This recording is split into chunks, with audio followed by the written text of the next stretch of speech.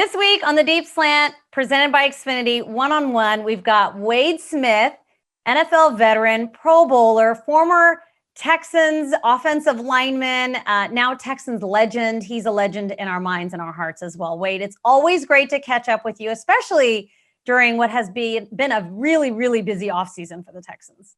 Yeah, really, definitely a really busy offseason for the Texans. You look at the amount of moves that have been done by the Texans and by Nick Caserio and his crew. It's pretty fascinating. I'm interested to see how all these guys shake out, but I'm really excited to see what they can bring to the table. You got a lot of veteran guys that are, 4, 5, 6 years into their careers, so they've put some good film out there, and now they're going to come in and compete for opportunities, and there's going to be plenty of opportunities to go around. So I'm excited to see how things all shake out when everything gets started this upcoming season. Yeah, Justin Reed spoke with the media. He called it a hell of a turnover on defense. And you could really say that about the offense, too. Offensive line, for instance, I think half the guys on the roster right now were just added this offseason during free agency. So when you sort of look at all the moves that Nick Caserio has made, has anything really jumped out to you? Maybe a pattern of the sort of guys that he's signing or any particular player that you're looking forward to seeing this year? Well, there's a few guys, there's a few moves that I thought that were made that I thought were pretty shrewd and I think going to pay huge dividends. I really love the trade for Marcus Cannon. I think what Marcus Cannon has done as a right tackle in this league has been tremendous. And so what he's going to bring in with veteran leadership, a guy that's won multiple Super Bowls and that could still play at a high level, I think is going to help out the offensive line tremendously. The actual signing of James Campen as the offensive line coach, I think the Texans got better in that role now, and now he's got some more pieces that he's added to the puzzle. Justin Britt, McCoy, they have a bunch of new guys, new faces that are going to be there in the offensive line, but I think that they'll have a great opportunity to get together and gel. And then some of the moves with some of the special teams guys that they brought in. I mean, he made trades for Shaq Lawson on defense, but you look at, on the special teams, a guy like Andre Roberts, who's been to multiple Pro Bowls as a returner. That pickup, I thought it was surprising to me that, you were able to get Andre Roberts for what they were able to get him for and a guy that has been going to the Pro Bowl the past few years. And so now you bring him into the fold. And the Texans special teams have gotten better over the past few years, but I think they've added additional pieces to where it's going to even take another step forward. So I'm excited to see what a lot of these new faces are able to do when they get their opportunities this year. All right, a lot to unpack there, Wade, in what you said. So let's start with James Campen, because I know that a lot of people are really curious what a new offensive line coach brings to the table. What are you expecting from him? What are you most excited about? A new scheme, just seeing how these players fit in to the new scheme, how he coaches these guys up. I've noticed that everyone is listed as an offensive lineman. So you don't know who's going to be a tackle and who's going to be a guard. And we may see some moves on this starting five come week one when the Texans take the field. But what are your expectations with Campen leading this position group?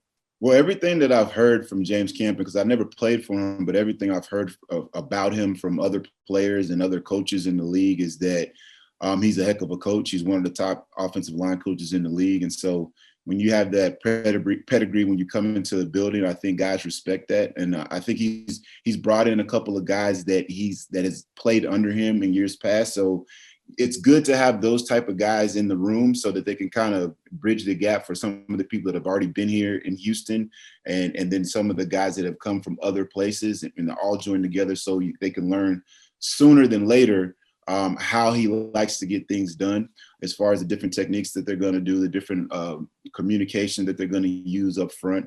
I look at what he was able to do with Green Bay all of those years and then the fact that he's played or he's coached under certain schemes that I'm excited about potentially being here in Houston. I think that's going to pay dividends for the Texans organization. And as far as the scheme that they're actually going to run, I mean, there's a lot of new faces on the offensive side of the ball and on the coaching staff and some guys that have been retained. And not all of them have necessarily coached and utilized the same scheme in the NFL. So what they're actually going to do, I don't think we're going to really find that out until, week 1, week 2 in the season. And so that's something that you can use to your advantage because Teams are not going to necessarily know exactly what to prepare for. I don't know how much stock you can really put into the preseason, especially since you're getting rid of games and guys are, you're very vanilla in the preseason. But it'll be interesting to see, is this a David Culley thing? David Culley being the head coach, but coming from the Baltimore Ravens and coming from the Kansas City Chiefs and Philadelphia Eagles. Is this more of an Andy Reid type of deal, or is it, you got Pep Hamilton as the quarterbacks coach that came from the Chargers, and he's with Anthony Lynn. You're doing those type of things? Been in Buffalo before. Like there's a lot of not Buffalo before. That was David Culley, but he's been in various spots before where he didn't utilize what Tim Kelly, who is the offensive coordinator, has done here for the past few years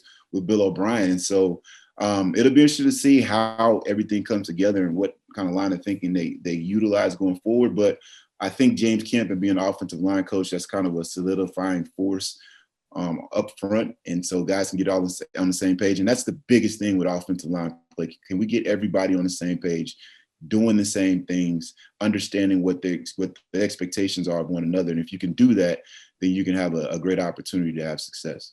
Yeah, and it's pretty cool that Campen and Pep worked together with the Chargers last year. So a little bit of continuity for the two of them having had worked together in the past. We talk about Nick Caserio. He made over 70 moves this offseason, brought in a lot of players. And I thought it was really interesting in his press conference when he was asked about position groups and positions of need, that just because you've got all these offensive linemen or so many defensive backs on the roster doesn't necessarily preclude the Texans from drafting at that position in the draft. So what are your thoughts on that? With all the position groups on the roster and creating that competition, does it really change who you think the Texans might be looking for in this year's draft? I think a lot of people are saying defense because Lovie Smith brings in a new scheme. But what about your thoughts? I want to know, what do you think the Texans are going to do in this year's draft? Well, I look at it like this. It's a situation now that there's so many new faces and there's so many guys that are playing under short-term contracts that have just been brought into the building. And I don't think that they're going to specialize or focus on one particular thing. I think they're going to try to find as much value as they can in the draft as possible. So if they they're going to rate everybody, and once the draft board gets put up there, and they're going to see, there's going to be certain guys that are going to fall in the draft. It happens every year. I don't think that they're beholden to any particular people or position groups. And so I think they're going to try to find value. They're going to try to find a guy like Justin Reed that you thought would have been a late first-round pick, or early second-round pick that you end up drafting in the third round. That's great value. So I feel like they're going to try to find guys like that, and whatever position group that is, I think is going to be determined by the guys that end up dropping in the draft. If it's a quarterback, if it's a wide receiver, it's a tight end, whatever it may be. I don't see a position group on the team that I say, you know what, that position group is completely solidified. You don't want to add any pieces there. You want to try to add value wherever you can. And so I think that that's what the line of thinking is going to be with the organization, and we'll see what shakes out from that, and how much moving and shaking goes on in the draft. I'll be interested to see that, because what I've seen from Nick Caserio and what is in his time with the Patriots, those guys do a lot of moving in the draft. Moving down, moving up to get particular guys that they like. And so I would expect that you would see some of the same things here, especially since the Texans' first pick is not into the third round. Yeah, so no clear-cut predictions from Wade Smith on any positions in particular that the Texans are drafting. Am I getting that right? That's exactly right, because I'm not going to – I look at the roster and I don't say to myself, you know what, they got to get a DB. You know what, they got to get a wide receiver. You know what, they got to get this or that. Like, they've brought in so many veteran guys at all these different spots that are under reasonable contracts that the difference between what you're paying a rookie in that spot and paying the veteran guy is functionally it's not that big of a deal. And so I could see them sticking with a lot of the guys that they brought in that they're going to be seeing over the next few, that they've already been starting with the offseason program and going that route. I just think value is the most important thing in this draft. And I think that's kind of the line of thinking of Nick Caserio anyway, just from everything that I've heard and seen about him, is that, hey, he's going to try to find value everywhere he can, anywhere he can. And so what position group that will be, it's whoever drops. And maybe my prediction will be what position group that tends to have guys drop I'll say DBs, just like Justin Reed. Like DBs will, for some reason or another, you'll find a DB that'll drop in a draft. A guy like Ty Matthew, Justin Reed, guys that should have been drafted much higher and they ended up falling. Well, because they're going to pick quarterbacks get picked early all the time. Offensive linemen get picked early because once they run out, the chances of you getting a really good one, I think, drops tremendously. So I'll go DB just because those guys tend to drop more than other, and maybe a running back. Running backs tend to drop too. Yeah, John Harris, he does say that there are a lot of running backs in this draft, a lot of depth at that position. Let's talk about the draft process, because this one has been so unique. Even last year with the pandemic, the players still were able to go through a centralized NFL combine. That's something that didn't happen this year. So it placed so much more importance on the pro days. And then only 3 representatives from each team were allowed to go to the pro days. You couldn't do one-on-ones with each player. You had to do them via Zoom. What are your thoughts on that? Is it an advantage for players? Is it a disadvantage that they get to do everything at the pro day?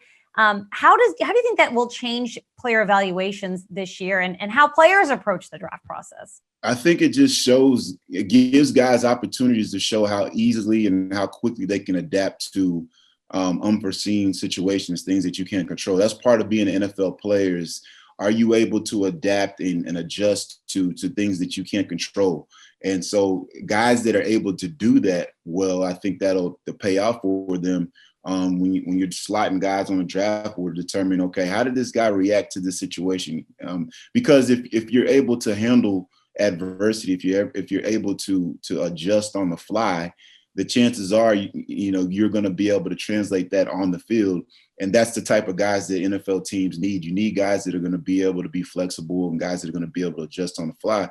And so there's going to be players out there that, because of this change, they're going to take advantage of it, and they're going to get drafted higher than they would have if things were standard the way they used to be. There's going to be other guys that, because of the nuances and the changes that they're not used to and getting out of the routine, they may drop a little bit on the board. At the same time, once you get into the league, once you get your opportunities, that's when you're going to determine what your fate is going to be as an NFL player. I mean, you can start slow. I mean, the thing about it is the higher you drafted, kind of the more opportunities, the more margin for error that you have to stick in this league. And the lower you get drafted, or if you go undrafted, your margin for error and your opportunities to make mistakes kind of it shrinks a little bit. But at the end of the day, the guys that take advantage of the opportunities that are put in front of them, and maybe they're doing their pro day at their own school.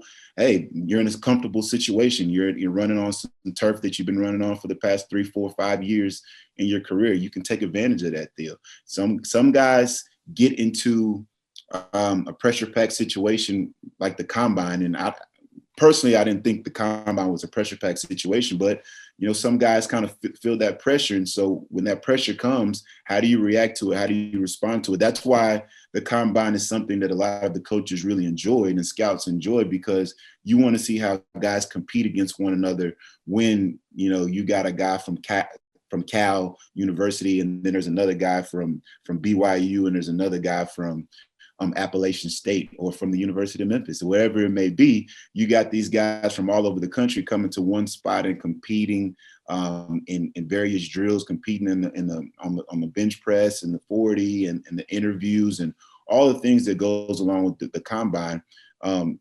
There's guys that thrive in those situations. There's guys that don't, and that's the great thing about the NFL, man. You can figure out pretty quickly if you're built for this and if you're not. And the ones that can't cut it, they end up falling to the wayside, and the ones that do have really long careers, barring injury. And so I'm excited to see how these guys deal with it. Fortunately for this set of rookies, they've kind of had a head start on it than the ones last year, because the guys last year, it just dropped on everybody out of the blue. March is when everything kind of shut down, and then a month later, you got the draft coming. And so I'm sure, a lot of guys had to adjust to that on the fly. But I think the coaches are going to be better prepared. I think the scouts are going to be better prepared because they had the experience from what happened last year. And so they'll figure out ways to get the best out of the guys and and be able to slot them where they need to be slotted, and pick the guys that are available to them on the draft. Yeah, it's a good point, because last year we had seen some of the pro days take place and then half of them got canceled, and it just was it was just right in the middle for some players, like, who were waiting to do stuff on their pro day, and things just didn't get scheduled the way that they were able to this year, because we had a heads up about COVID and how to go about doing these pro days. I want to ask you, because you're a third round draft pick in 2003. If you were going through this draft process this year, do you think you would have gone higher or lower? And why? That's a great question. I probably would have went lower, because— You think so? Yeah, the reason why I say that is because when I went to the combine, which they didn't have this year, I went to the combine and I did an excellent job. Like, I got around. I went to University of Memphis, only played offensive line for 2 years. And so, the film that scouts have on you, there might be a handful of games that they say, all right, this is good tape to watch because he's playing against NFL caliber players. But when I went to the combine, I'm around, Jonathan Stinchcomb from Georgia. I'm around, Steinbach and Jordan Gross and all these guys from all over the country that went to these bigger schools. And they said, well, this dude, he's just as athletic as some of these guys, if not more. His upside is tremendous. I like what I see out of him. I like how his interviews are going, and how he's reacting amongst all these guys that he necessarily would see or be with on a day-to-day basis at his university. So I think that might have hurt me. I think it hurt guys last year that came from smaller schools or didn't have opportunity to do things like the Senior Bowl took place last year, but just the various opportunities to get together with guys that you're not normally around. I think that probably would have ended up hurting me. But at the end of the day, I don't care if I would have got drafted in the first round or if I got drafted in the seventh round or went undrafted at all. When I showed up at training camp, how did I work? How would I work? Those are the things that are going to be the determining factor if you last in this league, because it's one thing to get drafted. It's one thing to get an opportunity. That's great. That's awesome. But can you be a lasting presence in this league? Can you excel in this league? Those things are done by, the hard work and dedication that you put in on a day-to-day basis, learning how to be a pro, figuring out how to navigate being a professional athlete. And so at the end of the day, maybe I would have started a little bit lower down the line, but at the end of the day, I think I still would have had a similar career, because those things that aren't determined by your draft status are the things that carry you throughout your career. Yeah, it's an interesting note to make. Once you're drafted by a team, your work ethic is your work ethic. You're only going to work as hard as you're going to work, and it doesn't really even matter where you're drafted. But looking back on your draft experience, now that you know what you know and you've played in the league all these years, and now you've been out of it, you've probably had some time to reflect. Is there anything that you would do differently in preparing for the draft that you wish that you had done back then?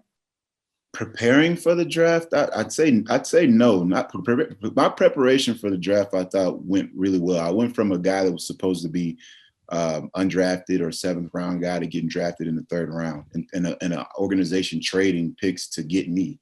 I think if I could go back and tell myself anything around that draft time, is that I think I got my attitude as an NFL player, like. And I really can't say the term I want to say, because this is, I'm sure there's kids watching for radio and TV. Yes, I get your drift. Yeah, but I kind of got my my edge later in my career, probably like 3-4 years into the career, where I really started playing the game with an edge and playing the game with kind of a mentality of, whatever it takes to get it done, I'm going to get it done, and how protective you are of the guys around you and the guys next to you. And maybe I needed to taste a little bit of adversity in order to get to that point. And there's one thing of saying, hey, I'm going to finish blocks. And there's another thing saying I'm gonna make that grown man move where he doesn't want to move and he can't do anything about it. Like I would have said, be meaner sooner. You know what I mean? Because I came into the league. Yeah. I came into the league kind of wide-eyed, just trying to learn and just do what I was coached to do.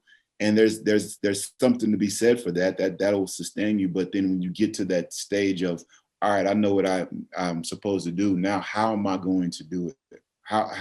What finish and emphasis am I going to do in the things that when I get my opportunities on the field? And so I'd probably go back and tell myself that. But as far as draft preparation, I thought I did well, man. I had Dean Lotz, rest in peace. He was my trainer back in Memphis that got me prepared for the draft. Him and Harry Shue, and those two guys, they did a tremendous job and got me prepared. And so I went into training camp in great shape. I went into training camp. My technique was pretty dang good for a rookie, and so I ended up starting every game my rookie year in the NFL. So I think the draft prep went really well. Well, we wouldn't change anything because then you wouldn't have ended up with the Texans. So I think that everything worked out the way that it was meant to work out. You know what's crazy though is what's that? Okay, so I ended up signing with the Texans in 2010. Of course, Gary Kubiak was the coach at the time. They were really looking at me and were high on me in coming out of the draft. And so they probably would have wanted to pick me like 5th or 6th round. Like I said, somebody traded up to get me. If it would have been like these COVID times then, let's say, hypothetical, and I fell in the draft, I might have got picked up by the Denver Broncos back then. And then I might have still ended up with the Texans around the same time when Kubiak came. But my career would have ended up going a different way. Maybe I don't make a stop in New York and in Miami. In Kansas City, maybe I'm in Denver, kind of like Chris Myers. It's kind of weird because me and Chris Myers at some point were supposed to be teammates, and he's one of my best buds. But like at some point or another, everything happens for a reason. Like we were meant to be teammates, and so it ended up working out that way just in 2010 with the Texans. Yeah, maybe you guys would have swapped places in your careers in an alternate universe somewhere. Who knows? Who knows? In the upside down, like Stranger Things. That's right, in the upside down. Yeah. All right, you talk about being mean and nasty and having an edge, but we know you're just like a big teddy bear off the field, especially with your foundation and everything that you do. Is it back up and running again? I know with COVID you were still putting on events, but what have you been working on that front? Well, really what we've had to do is do virtual, like reading with the pros, but do it virtually. We were able to still do our scholarship program and give out scholarships to kids here in Houston this year. And so we were excited about being able to do that. We have kids all over the country. Some kids, we've had the program going on so long that we've had kids that are in the workplace, have graduated from institutions, Georgia Tech and Syracuse, and of course the Texas schools, University of Texas, Texas Tech. Like we've had kids all over the country that have gone through our scholarship program and are now in the workplace. And guys, U of H, there's just schools all over the place that I'm really excited about that. And we're looking forward to things getting back to normal sooner than later so that we can get back to doing our major events, so we can fundraise and bring in those dollars so that we can affect kids in a positive manner for years to come. All right. Well, we're looking forward to it. It's always a pleasure catching up with you, Wade. We'll be sure to be on the lookout for your events. What's your website for your foundation if you want to throw it out there for people? You can go to wadesmithfoundation.org. You can also follow us on Instagram and Twitter at @WadeSmithFound, and you can follow me on Twitter and Instagram at Smitty74 all day. We have updates and various things going on throughout the year, and you can catch up and keep up with us on those social media platforms. All right, good stuff, Wade. As always, love catching up with you in the off season and the regular season. Any time of year, it's always a pleasure. Thanks so much for joining us on the Deep Slant, presented by Xfinity. Always a good time to be with you, DP. Appreciate it. Thanks for watching. Subscribe to our channel and ring the bell to know when we post new content.